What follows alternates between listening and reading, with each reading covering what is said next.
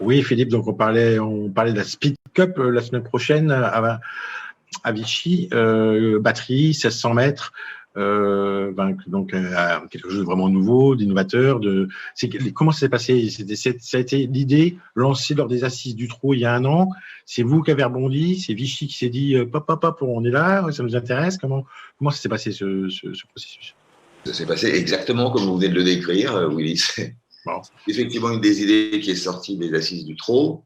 Et puis, on s'est positionné, enfin, je m'étais positionné assez rapidement auprès des instances du Trot, en leur disant, ben voilà, si vous cherchez des endroits où le faire, nous, on est prêts à le faire. Bon, tout ça dépendait aussi du mois sur lequel. C'est pas quelque chose qui va énormément se développer, hein, les courses en batterie. L'idée du Trot n'est pas d'avoir 50 courses ou 60 courses en batterie sur le territoire français. L'idée, c'est d'en faire un événement, d'en avoir peut-être 3 ou 4 sur des hippodromes meeting, c'est-à-dire ça peut être Vichy, ça peut être Cagnes, ça peut être Caen peut-être, ça peut être Laval aussi, mais d'en avoir 3 ou 4 et puis d'essayer de faire un espèce de petit programme qui leur permette d'aller sur ces 4 épreuves. Mais ça doit rester quelque chose d'événementiel. Ça va pas être quelque chose, en tous les cas dans un premier temps, qui sera développé comme ça peut être développé dans les pays scandinaves. Ça sera moins développé beaucoup moins développé que dans les pays scandinaves. C'est déjà une proposition. Il faut voir si les parieurs quand même répondent aussi à ça, parce que organiser des courses c'est bien beau, faire du spectacle c'est bien beau, mais il faut aussi que les parieurs viennent sur ce type de course. C'est le but du jeu quand même quelque part. Donc voilà, c'est une première, donc ça va un peu les déstabiliser dans leur manière de jouer, mais c'est là où on va voir si Internet quelque part continue à jouer son rôle, et le rôle qu'il a pu avoir pendant les confinements divers et variés que nous avons eu ces derniers temps. Donc voilà, c'est ça un petit peu le point d'interrogation, il est un petit peu là. C'est comment est-ce que les parieurs vont réagir par rapport à ce type de course. Sur les 2 premières, il n'y a pas de souci, les chevaux sont là. Donc, sur la dernière. Et en termes d'attractivité, déjà aussi, peut-être pour les sociopros, là, on est à 8 jours de l'événement. Les engagements ne sont pas encore clos. C'est jusqu'à jeudi, jusqu'à demain. Il y a eu un retour déjà. Enfin, il y a eu quand même une bonne. Un retour. Il y a une quarantaine. Pour l'instant, il y a une quarantaine d'engagés, donc c'est plutôt pas mal.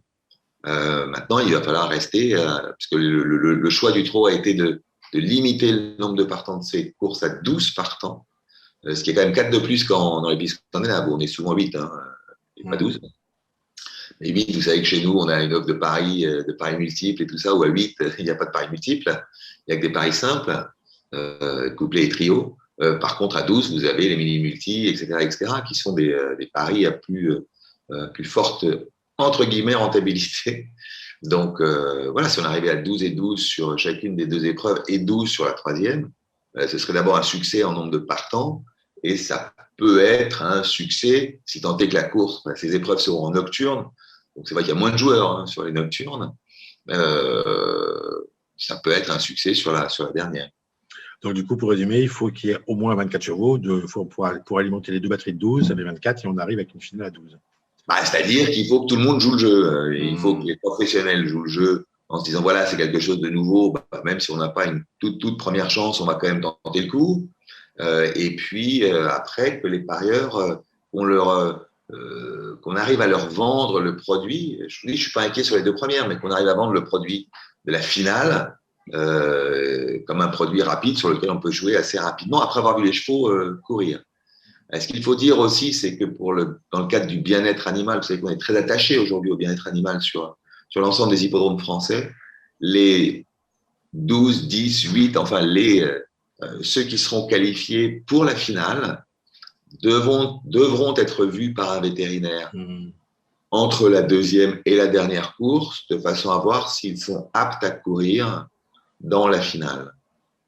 Si leur cardio est redevenu normal, si il n'y a pas de soucis musculaires, etc., dans les jambes. Donc, vraiment, on insiste et on fait tout pour que la finale se déroule. C'est la première fois en plus qu'en France, vous savez qu'en France, c'était interdit jusqu'à maintenant de courir un cheval à moins de 2 jours d'écart.